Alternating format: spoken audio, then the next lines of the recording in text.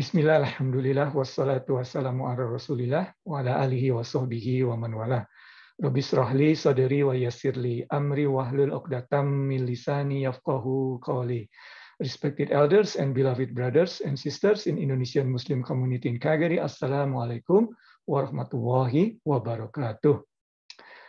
Brother and sister in Islam, there is a common misperception that in the world that we are living in now, that to get a job, someone need to have the most important thing that someone is having the skill. Yeah, so the skill, external trait is the most important. They don't really bother about, most of the time, not really bother about internal character trait.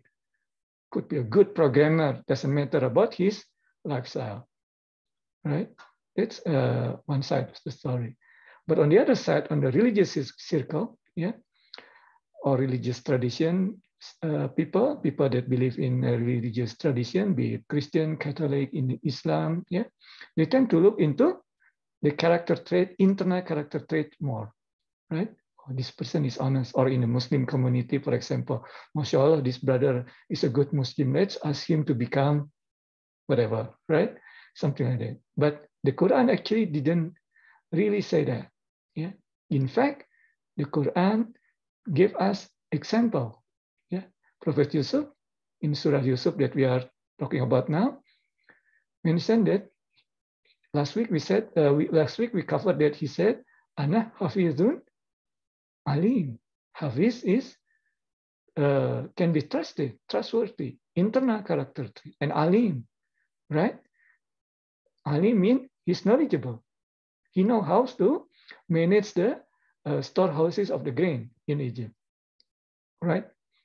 And then, if you also remember, Prophet Musa alayhi salam, the daughter of the Maidan family, some said that the daughter of Prophet Su'aib, some other disagree with that, but it's not the point for now. But that daughter said that Musa alayhi salam, the Prophet Musa alayhi salam was qawi, right? External trait, qawi, strong, and amin, trustworthy, internal character trait. And our Prophet sallallahu alaihi wasallam, what people call him before Islam, as-sadiq al-amin. He's the sadiq, truthful, and al-amin, trustworthy. Again, trustworthy. In fact, it's our tenet or belief of the Prophet, right? That the Prophet must be trustworthy. If he's not trustworthy, we cannot trust the message that he's delivering, right? It is a character of the Prophet, all Prophet alayhimus salam, trustworthy. The other thing that I would like to mention before we read the verses today is regarding the style of the Quran, the storytelling style of the Quran, that is. So, as we said before, that this Surah Yusuf, was revealed during the year of sadness to lift the morale of Prophet Muhammad SAW, right? And also the Muslim community in Mecca. Allah subhanahu wa ta'ala wanted to lift the morale because it was the year of sadness, right? But another thing of this Surah Yusuf is also, it was also revealed because there were so many people among the Quraysh that said that, you know, this story of the Quran is jumbled up, right? Here and there. You know, the story of Musa is repeated in many. And they thought that these were the same story, but in fact, it was not the case. But they thought that they were the same story, and maybe it's Prophet Muhammad who got confused, or his God who got confused. Subhanallah. Yeah. But Allah subhanahu wa ta'ala in this Surah Yusuf told the story in one chapter, almost sequential, almost, not exactly, but almost in sequence, right? There's some jump as we will see in the verses that we will read shortly, but in general, by and large, is in sequence. But still, the style is to the point. There are things that Quran or Allah subhanahu wa ta'ala jump, yeah, but it's because it's not important, yeah, it's not the point. All right. Let's read these verses together, inshallah.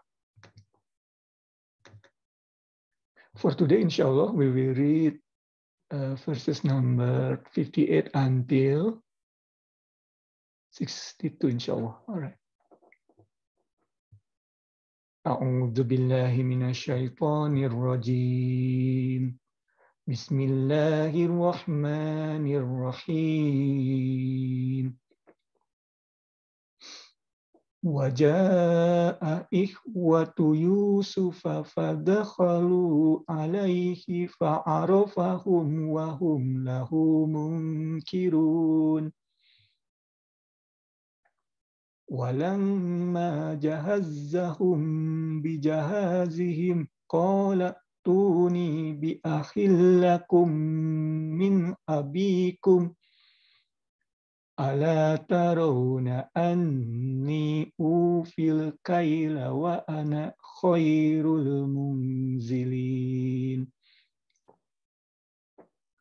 Fa illam ta'tuni bihi fala kaila lakum indi wala taqrabun.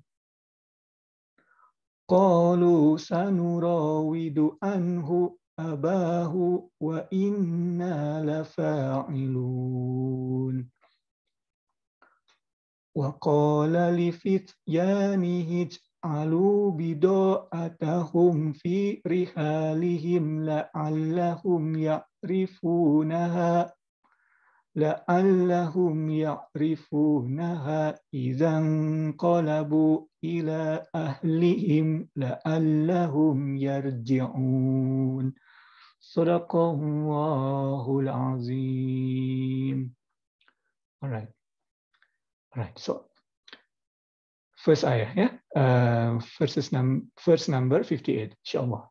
So waja'a ikhwatu Yusuf, yeah. So and Joseph brother came and entered his presence, yeah.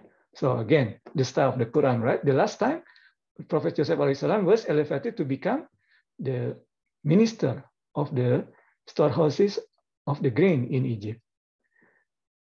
But now, what suddenly jump to the brothers of Joseph, Prophet Joseph alaihissalam, came and entered his presence. So from here, is jumping for, at least more than, this could be like more than 10 years. Because remember, according to the dream, 7 years of good season, and then 7 years of drought. So now, if someone from Palestine, Joseph brother is from Palestine, right?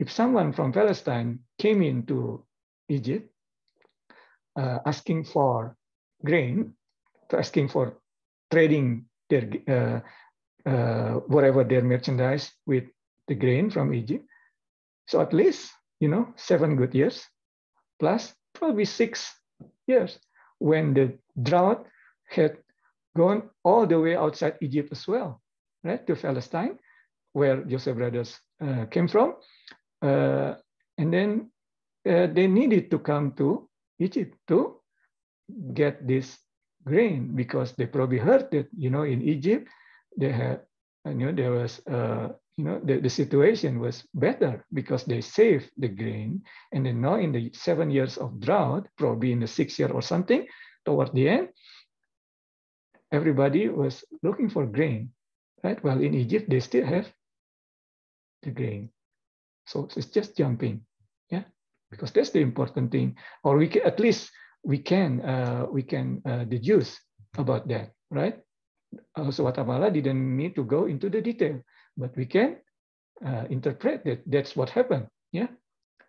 Fadakhalu alaihi, yeah, in his presence, and then fa'arafahum, yeah. So Prophet Joseph, of course, he would recognize them. These were his brothers, right? They were probably speaking Hebrew from Palestine, Bani Israel, and then they dressed like Bani Israel, so he would recognize them immediately, and there were 10 of them, right? Wahum lahu munkirun, but this brother didn't recognize him. didn't recognize Prophet Yusuf. Why? Prophet Yusuf was very small when they threw him to the well, right? And now Prophet Joseph alayhi salam was a minister in Egypt, right? And he most likely he would wear Egyptian clothes. Yeah, that would make sense, right? It's not written here in the Quran, but that would make sense, right? He would wear Egyptian clothes. He would that's what what could be interpreted from these verses. So even just Allah Subhanahu wa Taala, as I said in the storytelling of the Quran, although Allah Subhanahu wa Taala didn't go into detail, but we can interpret it, yeah, from these verses, yeah. And people would probably ask why Prophet Joseph didn't reveal his identity to the brother. Of course, this is his wisdom, right? In fact, it's Allah's wisdom, you should say, yeah, revealed to Prophet Joseph alayhi salam, right? Because, I mean, if we reveal it, we never know what would happen, right? Maybe this brother were still harboring hate to Prophet Joseph, right? So he cannot be stupid, Prophet Joseph, to just reveal his identity.